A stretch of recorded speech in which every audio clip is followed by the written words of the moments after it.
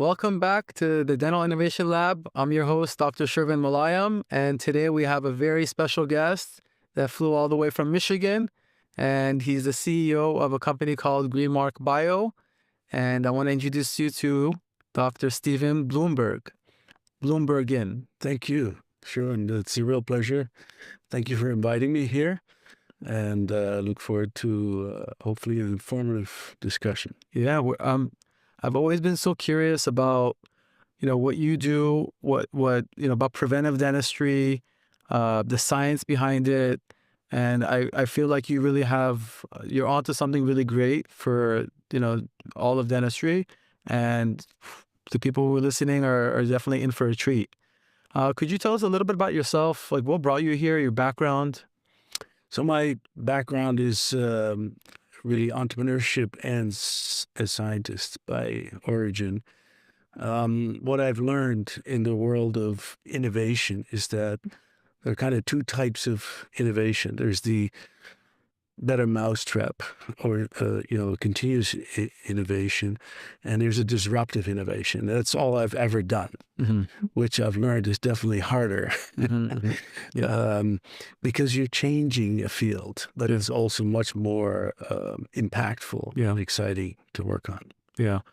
What were your previous companies and what sectors was? So the first one was on bioplastics, biodegradable bioplastics, and that was a joint venture with a Japanese firm. I had a really early vision, so that's been spun out, and they bought that JV. The second one is called ecosynthetics, where we invented these particles we're going to be talking about, bioresorbable particles. Nanotechnology.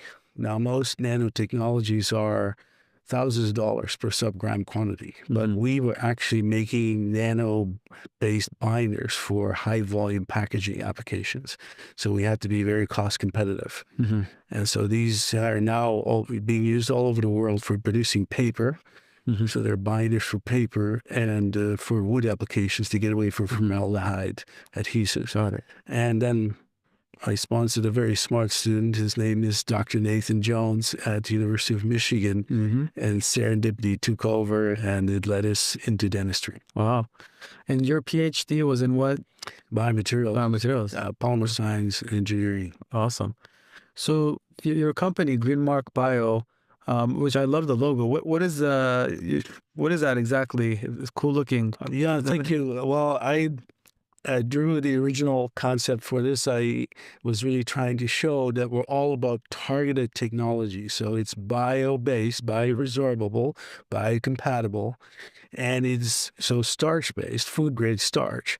So you can imagine that for dentistry, it's ideal as a binder because in our saliva, we have enzymes that break down starch. So it's really a unique delivery system, and it's all about making sure that our particles go exactly where needed, and then they do the job that's required.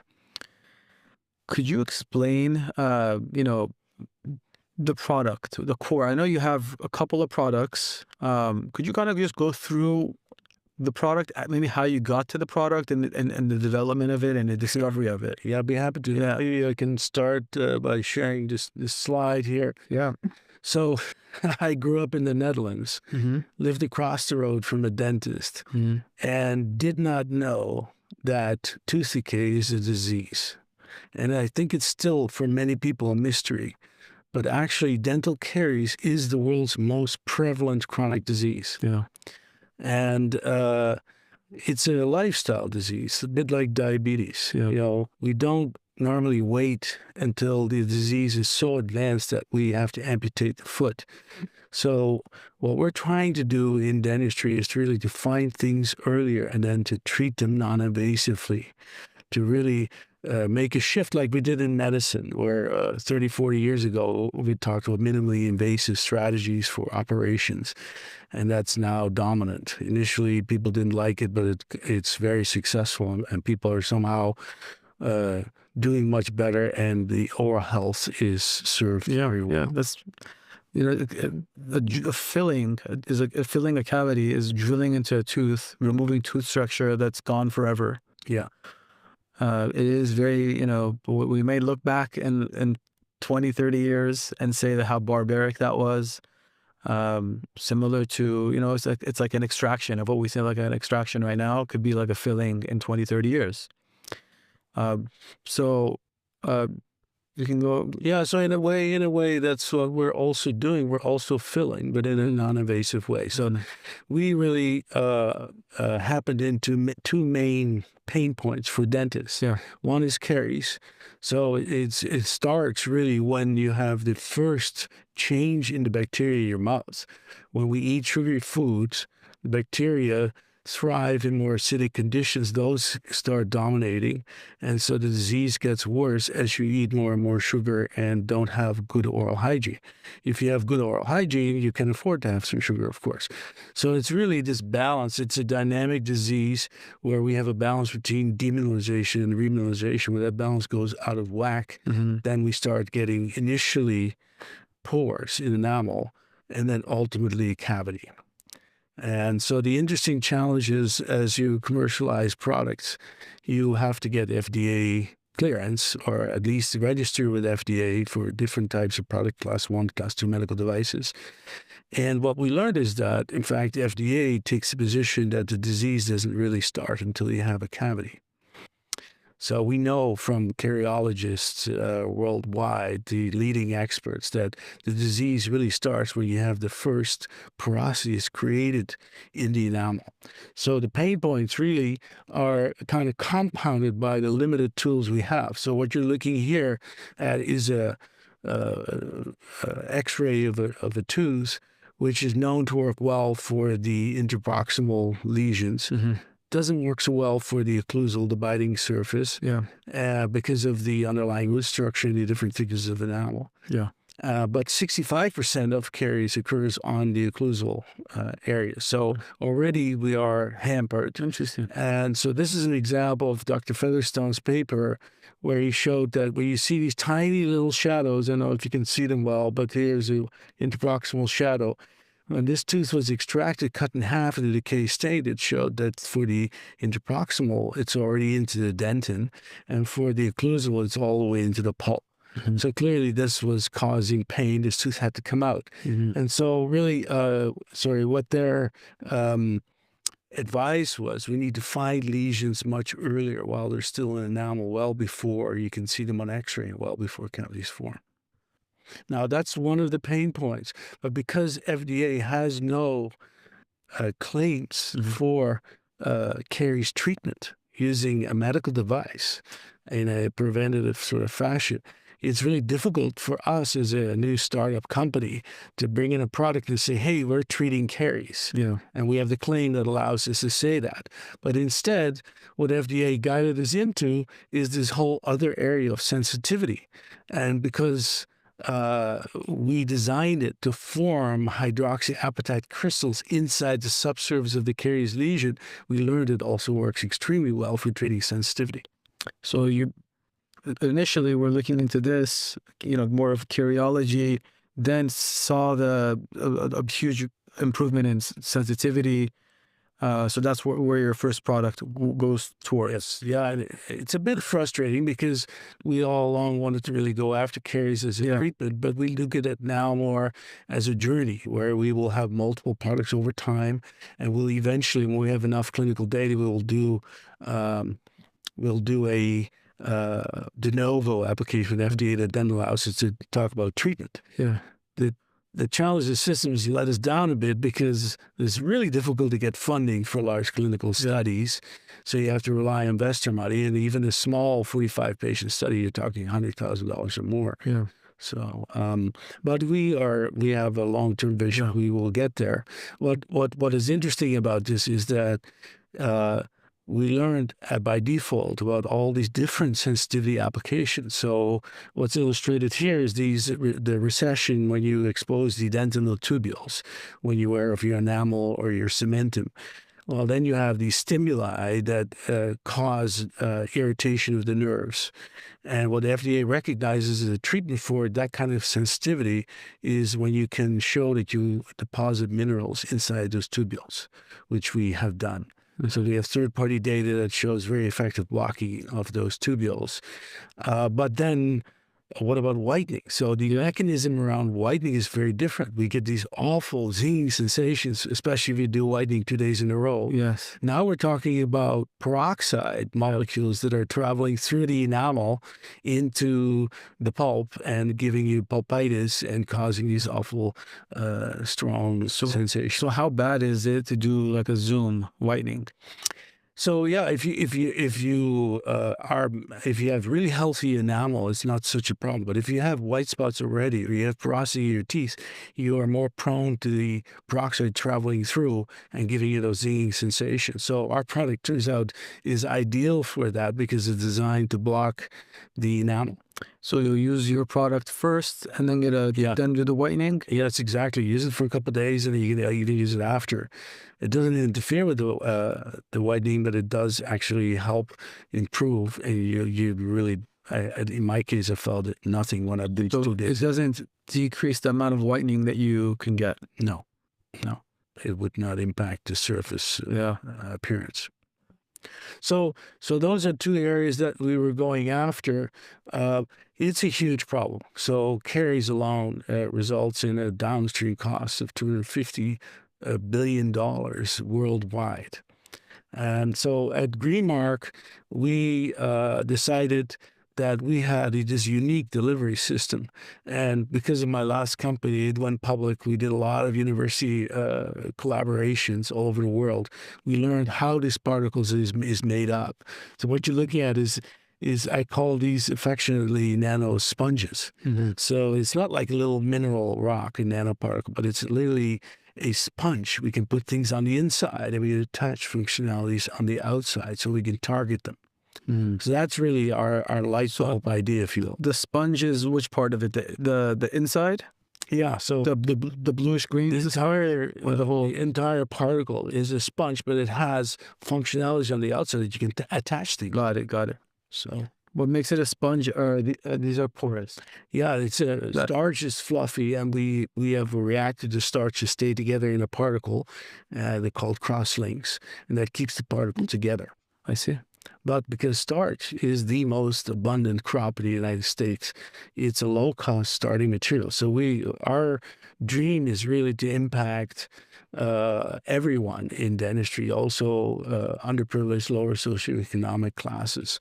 So we really want to make this treatment broadly available and affordable. Good. So just to explain a bit more, what Nathan Jones and his colleagues found at the University of Michigan is that an early stage caries lesion is negatively charged. So the idea became, let's put a positive charge on the starch, and then we can target it to deliver minerals or to light it up with a fluorescent dye. So that's, I think, what this next slide tries to illustrate to you is that we have crystal care, we call it crystal care products. We don't need fluoride in essence, especially in this day and age where people have concerns about fluoride, like this Judge Chen here in California ruled against the municipalities not controlling their water very carefully. Yeah. And so there are some indications that there are safety issues for young children, especially correlated to loss of IQ. Yeah. So there is a sort of a spotlight now on fluoride. Yeah. We believe there are many benefits of fluoride, especially in adults. I've used fluoride my whole life, and your IQ is okay. Yeah. I feel I could. But at the same time, you have to look at the studies, and if there's some studies that say that, and if there's something better than fluoride, then why not? Now, if they remove fluoride from the water, what do you foresee as far as the population getting caries? You think it's going to be? It could be very impactful. So because we saw at least a 30% impact, especially in children and young adults who may not have very good oral hygiene, so they rely on fluoride to really strengthen their teeth. We are taking it a step further, and I'm going to show that to you. So we don't have to have fluoride because enamel is calcium phosphate. So we put these mineral ions, the components of enamel inside our particles. So we're delivering those. So the phosphate is actually reacted onto the starch. And then when the particle is directed into either the dentinal tubules or in the porous enamel, it releases the ions, which then immediately find each other to form hydroxyapatite in situ. So it's very different from, let's say, a toothpaste where we have calcium phosphate in that, which is incredibly, so yeah, I call that little rocks. We're rubbing little rocks over our teeth in toothpaste. It's really not mineralizing anything. How does one know if they have porous teeth? Yeah, great question. Well, at some stage you will start seeing a white spot lesion. And there are active white spot lesions and inactive ones. About 40% of most white spots we think are inactive. And you as a dentist, you've probably seen this. When you see a patient 5, 10, 15 years, they have this white spot, it changes. Yeah. But if it's kind of bumpy at the surface and it's rough and you've lost that natural luster, the fluorescence of the enamel, then it's more likely to be an active lesion. And we have a really good way of showing that to you. So we have a way to detect early stage. When you see this area of concern, where our particles can go in when they have a fluorescent dye attached to it, you're literally illuminating the subsurface. Mm-hmm. So the example in this slide is that this is not a cavitated lesion, as you can see. So this fissure, which has all this trouble in it, should not be drilled because it's not cavitated yet. That's what they're teaching now in dental schools. Mm. Instead, if you can treat this non-invasively, but now we know because our Lumicares, we call it, which has a fluorescent dye attached to it, that it's the same dye used in ophthalmology in your eyes. So it's a very safe dye, fluorescein. That dye illuminates the subsurface in teeth, and then you know it's an active lesion. Is that what that is right in that picture? Yeah, that's shown there. Okay. Exactly. So I'd love to explain this a bit more because most people will say it goes over their head until I kind of show this diagram. So this is a cross-section of an actual tooth with an early white spot lesion on the surface. And what you're looking at here is this is under a certain type of light that gives dense material show light blue. Anything that's more porous shows up darker in color. So we know that the dentin underneath the enamel is more porous, so it shows up purple. Mm-hmm. And then the lesion itself is black-blue. And you have typically this surface bridge. So the surface bridge keeps getting replenished as minerals dissolve from the subsurface. I might get a little nerdy on you here, but I love this concept of enamel. So we have what's literally almost like a Greek temple. We have these 5-micron little pillars that are stacked very closely together. These are these enamel crystals called hydroxyapatite, which is calcium phosphate. Mm-hmm. And then we eat sugary foods. The bacteria on the surface produce organic acids that seep through into the subsurface. Mm-hmm. And it renders the subsurface more and more porous over time until eventually it becomes so weak that it collapses. Mm-hmm. So what Dr. Nathan Jones showed in his research with his collaborators is that the subsurface is negatively charged. That's because calcium is preferentially leaving behind these negative phosphate groups. Mm-hmm. And so what we're doing here is we're taking a nanoparticle, which is very small, we expanded it here, and it is literally attracted into the subsurface. And so we're not interested in lighting up the surface. We want to see the subsurface lighting up because that shows you have an active caries lesion. Got it. Then we took it a step further. We said, okay, let's now put calcium phosphate in the particle. And now we can actually, with the same targeting mechanism, the positive charge, we can actually fill the subsurface. So before, go back, it was a fluoride that was going in. No, before, F is a fluorescent dye. Okay.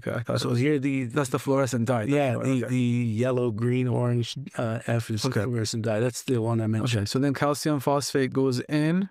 Yeah, and then you can expect to restore the subsurface. So we came with this concept in 2018 to NIH through the dental division, and we have since had all these grants that have supported this. How does it go in? What's the route that it goes in? How deep can it go in? How long does it take to go in? I have so many questions. Yes. Okay. Yeah. I'm going to show How long do you next. how long do you need to have the substance on there to go in? Next slide. Yeah. This is where I lose most people usually. So bear with me, audience, on this one. What you're looking at is quite logical. This is an actually extracted tooth with a lot of trouble on it, as you can see. Here in the middle, we have the tooth viewed through an orange filter, but now with the Lumicare particles applied, the fluorescent particles. Mm-hmm. And this is the same tooth that's cut by the white line here. This is what they call the histological section. And what you're seeing is evidence of an actual lesion. There's trouble here. Something happened in the fissure of this tooth, both here and there, as you can see. Mm-hmm. So what Nathan did in his research, that he zoomed in on one of these areas that's actively illuminated, and he used a high-definition microscope. Mm-hmm. And what he showed was baffling. What we're looking at here is he's actually illuminating the pathways where the acid has carved itself in between these tiny little 5-micron pillars in this Greek temple. And it highlights all of these pathways. And then when you go to the base of those, that's where the protein lays down the enamel crystals when the tooth is formed. And if we expand that, when I saw this in 2015, I said, my goodness, now we have a true proven targeting mechanism. Our particles are going all the way in and lighting up this whole subsurface, which is a complicated, interconnected highway system. And that's when we said, if we put the minerals in, now we have a superior treatment. So then you have to figure out how to get it into there. Yes. But you knew that there was a route to get to there. There's a route to get in, and the charge attracts it, right? So it's like a magnet, negative attracts positive. Yeah. So one more schematic, and then I'll stop with the schematic. Yeah. Yeah. Well, just to kind of To answer the question. Yeah. But I just want to relate it to what I'm seeing in the technology world. There's something so simple. The technology. I always try to get to the bottom line of a technology. Yeah. And so much of it that I'm seeing right now is this most simple thing, like positive, negative. That's it. Simple. That's it. Rather than result. Yeah. So let me tell you about fluoride. Okay. This is what we came to realize. We knew that fluoride doesn't restore white spots. They stay there. They become shiny at the surface. So fluoride is known to repair the extreme upper surface layer without repairing its dominant subsurface lesion. That's what I'm illustrating here. So what you're looking at, this diagram in the middle, is a schematic of what I showed you in the previous one, which was a real tooth. Yeah. So you have this surface bridge here with these microchannels inside, and we know it's negatively charged. Because fluoride is also negatively charged. Yeah. It is repelled. So why are people putting fluoride? Well, because it does arrest the lesion. It actually restores the extreme upper surface layer. Only on the surface. It doesn't go inside. Very different from what we are doing. So now watch this. This is our concept. We have this positively charged particle. It's going into this lesion here. Mm-hmm. And then once it's inside, it releases the calcium and phosphate ions to form hydroxyapatite in the subsurface, thereby filling the subsurface, restoring the subsurface of the tooth, and having a superior solution. That's amazing. So it's probably not easy to see, but the reference at the bottom, we're very proud of this. This was just accepted in December in the Journal of American Dental Association, their new foundational science edition. And so we have third-party evidence that really proves this, that we are healing the subsurface of these teeth. And you have images showing that. Images, everything. And I have it here if you want to see it. I would love to. Okay. Yeah. All right. So this is kind of like a CT scan result of teeth. So it's X-ray based, like CT scanners, and it measures the mineral density. But you can look by depth. You asked how far does it go into the tooth? Right? Well, it goes everywhere, because if it's attracted inside, it goes everywhere. We showed that with the fluorescent product. So the treatment is a separate product. It doesn't have the fluorescent ion. It just has those mineral ions in it. And what you're looking at here are different depth profiles. So this is the mineral density of the healthy tooth, the blue here. Mm-hmm. This is the newly formed mineral near the surface, in the middle of the lesion, and the base of the lesion. And this is the average results, which shows that we're actually taking, this is done on statistically significant on a whole bunch of teeth. Yeah. And the average shows that we're going up from 86% mineral up to 96% mineral. Of course, you can never get 100% mineral because you have protein there and other things. Yeah, so a good amount. So 10% decrease. yes. And so in this publication, we have a lot of additional data. I don't want to get too much in the weeds. Yeah. But in terms of images, this is where it gets interesting. So we always postulated that if we form hydroxyapatite and we actually attract it into these dentinal tubules, we should have a superior result. And so here are some images of that. We always like to compare things. We're sitting on a lot more data. I don't want to belabor it too much. Yeah. This is the negative control. So this is water. This is a dentin disc. Here you see the actual dentinal tubules. And this is after 2 weeks of treatment. And what you're seeing here is that when you look at the cross-section, the dentinal tubules are still open after 2 weeks. When we put our crystal care fluoride-free product there, you see the entire surface is covered with crystals. And you even see whole particles blocking these tubules, or whole areas that are completely blocked off. So we have additional third-party data that really shows we are efficiently blocking these tubules. So that's a mind-blowing before and control and experiment group. Yeah, I have to say. And we have even more. I didn't want to belabor it too much. We have testicle. It's compelling. Yeah. So how is this delivered? As a strip. As a strip. So we have a dental strip that I think I have an illustration of. In the strip. Oh, before. How long does it stay on there for? The strip dissolves in 3 minutes. Okay. If you apply directly, I'm going to show it in the next slide. I don't know if this is diversion, so push me forward if you don't want to see this. But this, we both have a friend called Arash Hakami, and the CEO of Dentulu. Yes. He got excited when he saw this. So now what Nathan Jones, the co-inventor, did here, rather than just looking at blocking the tubules or whitening, what he did is he took a dentin disc and he applied our particles with a fluorescent dye that's attached to the calcium. So it only illuminates when it's attached to the calcium. When he applied it on the top of this dentin disc, it is lighting up the entire dentinal tubules here. So when Arash saw this, he said, wow, this means we can do all kinds of other sensitivity applications, like underneath temporary crowns, permanent crowns. So a lot of patients you lose when they go home and they have all this sensitivity from the crown, the temporary crown, which is never a perfect seal. Yeah. So what he's doing now, he's overlaying one of our strips that dissolves. Once you've prepped the tooth, you have the naked dentin, and then he lets it dissolve, and then he applies the temporary crown or the permanent crown, and people are happy. That's a great idea. Before you cement it, apply this so there's less post-operative sensitivity. Yes, and that is so often the truth about new disruptive technologies. What you may have set out as your main goal, there's all these other implications. By working with experts like you and Dr. Arash, we have really benefited from that. That's amazing. I love that. So the strips, so it's really easy. Peel, apply, heal. Okay. So you're looking at the strips here to my right, and they're fully dissolvable. You know the Listerine breath mints, right? You put those on your tongue. Yeah. It's a fully dissolvable food-grade material, polysaccharide it's called, that we use the same material, and we embed our particles inside. So it's not. It looks like a plastic strip. It's really strong. You want to keep your fingers dry, but then you apply it. You moisten your teeth. You put it to the front. You fold it over to The saliva dissolves it. The water dissolves it. Yeah.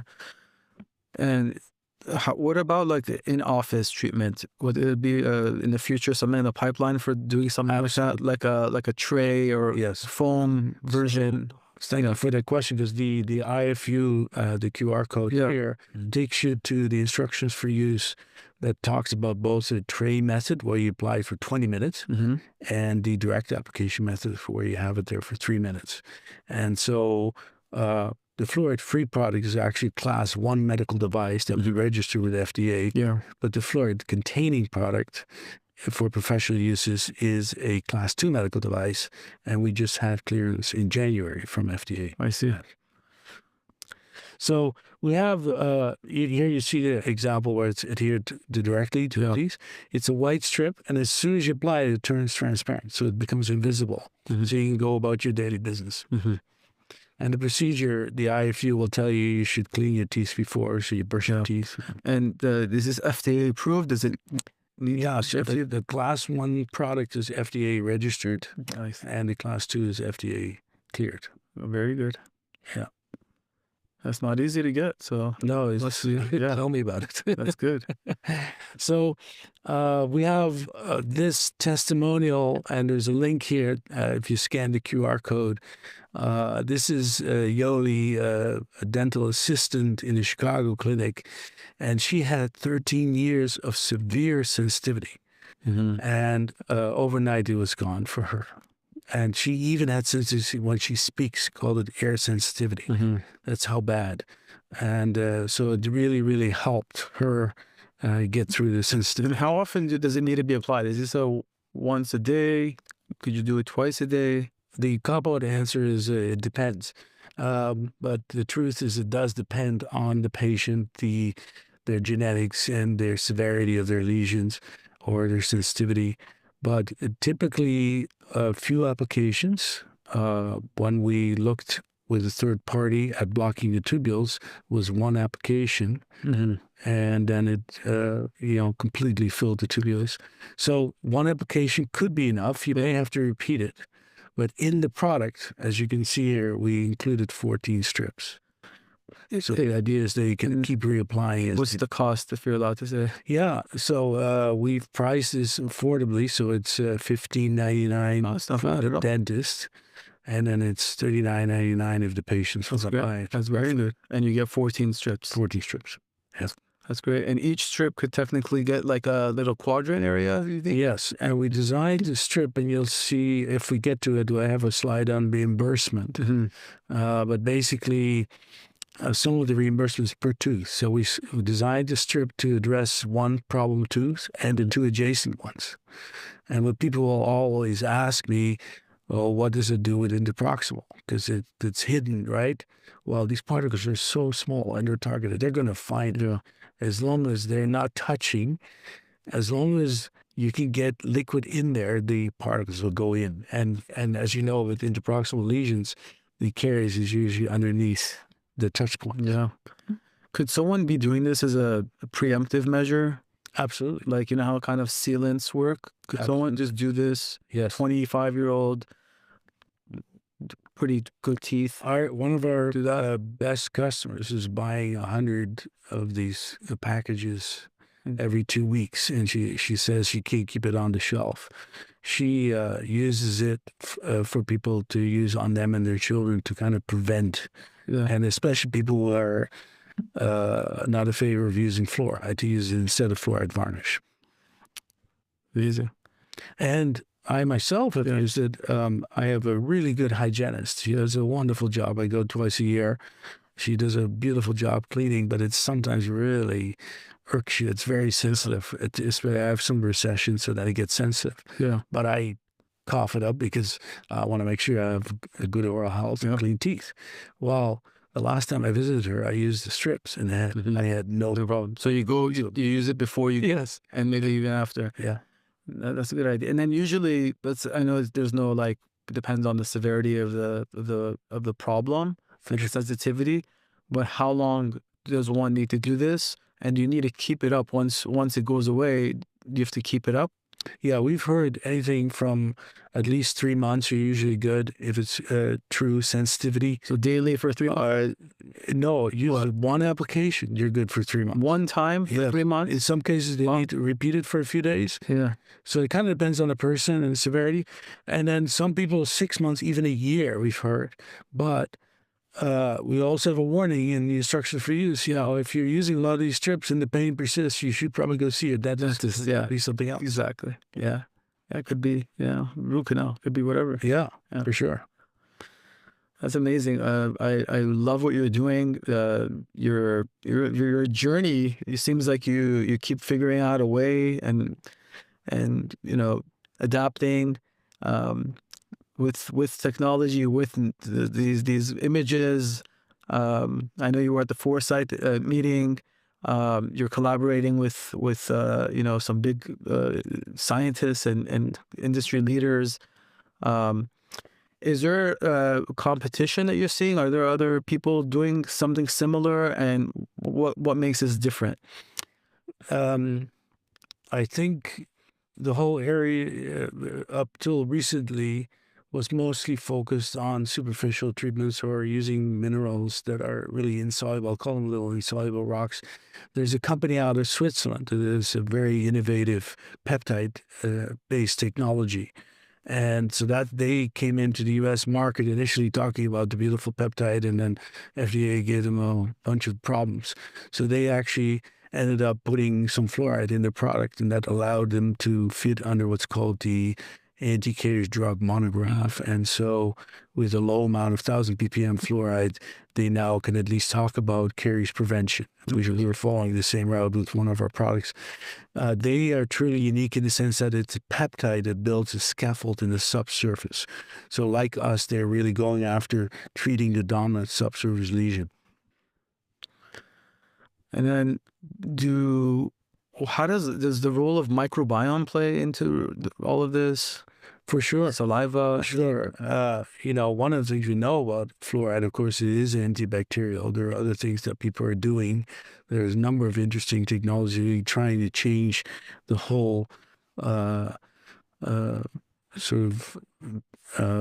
ability of microbes to be able to thrive on sugar. So it kind of was like a keto diet. So there's a lot of interesting, innovative approach, and we view all those as complementary. I think there's so few of us that we should all be rowing in the same direction. We're battling against these, and we want to hit it from every angle. Yes. Strengthen the tooth. Yeah. Same on the good oral hygiene. Improve the microbiome. Yeah, exactly. Exactly. Every angle. Good. Low sugar diet is very important. What about vitamins and minerals? Like, what are we talking about from your angle, being from that kind of curiologist almost that you are? What are the best vitamins that people should be taking? So I'm not a dietitian. So I probably should not attempt at educating people on what's the best diet, but I would say that a lot of the minerals that are hydroxyapatite, the solubility of those is so minuscule. And that's by design. Our saliva contains calcium and phosphate. Mm-hmm. But if it was very soluble, your teeth would turn chalky white every day. Yeah. So the dynamic equilibrium between your saliva and your teeth is really important. So anything, I think, that can help build minerals in your saliva, but minerals that are accessible, not insoluble, because the solubility, I like to say scientifically, of hydroxyapatite is 10 to the minus gazillion. It's very, very insoluble. And how do you feel about hydroxyapatite versus fluoride? I think over time this will all be borne out.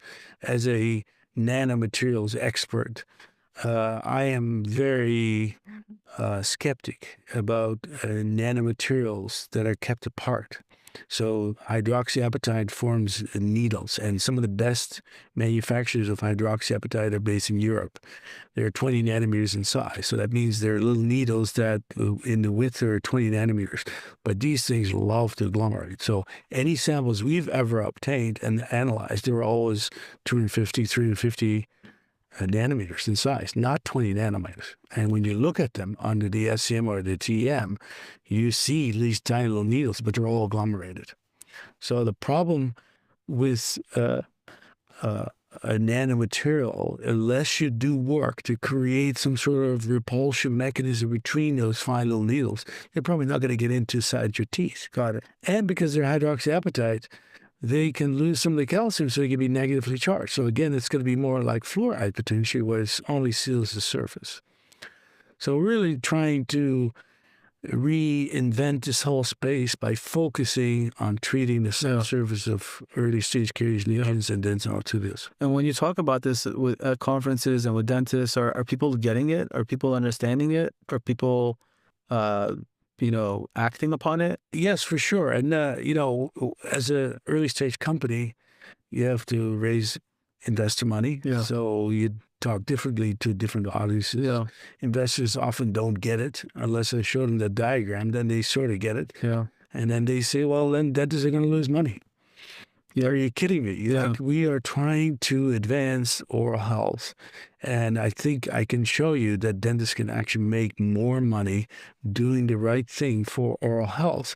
And it creates a really positive work environment for them because their patients trust them to do the right thing. And so there's an interesting contrast there. I grew up in the Netherlands. Pretty much everybody goes to the dentist and everybody's covered. Mm.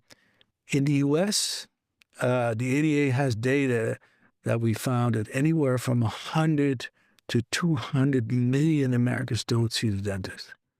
That's incredible. For me, as a European, that is unbelievable. Yeah. But therein lies the actual opportunity, because every patient brings on average $750 per year to the clinic.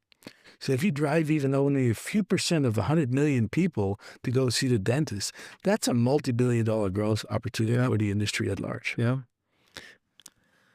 I agree. I think what you're doing is amazing. As we're closing here, just some final remarks from you're really changing the way I see teeth. Really the anatomy of teeth. You're getting me excited about the future of dentistry. I was a kid that got a lot of cavities. The sugar. No one told me. Same here. I was my dentist was drilling and filling. Yeah. And then I see it on my own patients. When they're older, they're scared because they were traumatized. Needle, drill, amalgam getting packed. Yeah.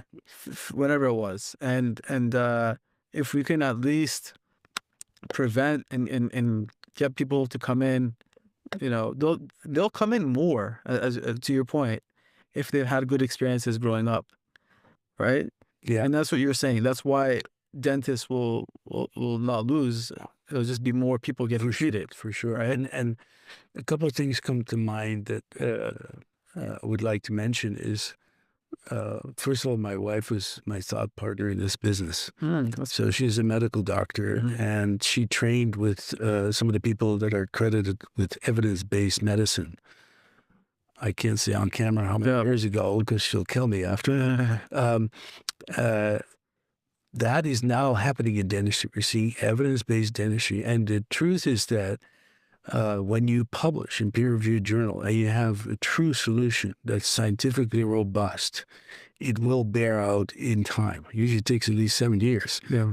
And so the only way to really introduce new technologies that are truly disruptive, in my mind, has to happen through working with the experts, using the best equipment and advice, and then doing the right experiments, both in vitro and clinical, and publishing that in peer-reviewed journals. And that's the journey I've always been on, and that's the journey we're on with GreenMark.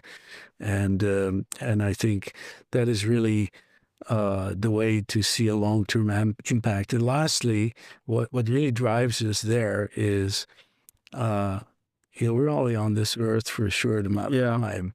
We want to do something meaningful that can really help advance dentistry and make people want to go and look forward to their visits to the dentist. Yeah. Make one part of life that's torturesome for some people, make it a little bit better. Yeah. Amazing. Well, thank you so much for coming and flying here and being with us and sharing your knowledge. It was a wonderful talk. Hopefully we'll have you back in the future. And once this, you create more and more discoveries and uses for this, we'd love to see you and be here at the lab with us. Great. Well, thank you, Dr. Shervin. I really appreciate what you're doing to advance the knowledge around new technologies. We need that support. Thank you. It's very much appreciated. Awesome. Well, we're going to wrap up this episode. Thank you so much for being here with us. We learned a lot, and hopefully see you on the next one. Take care.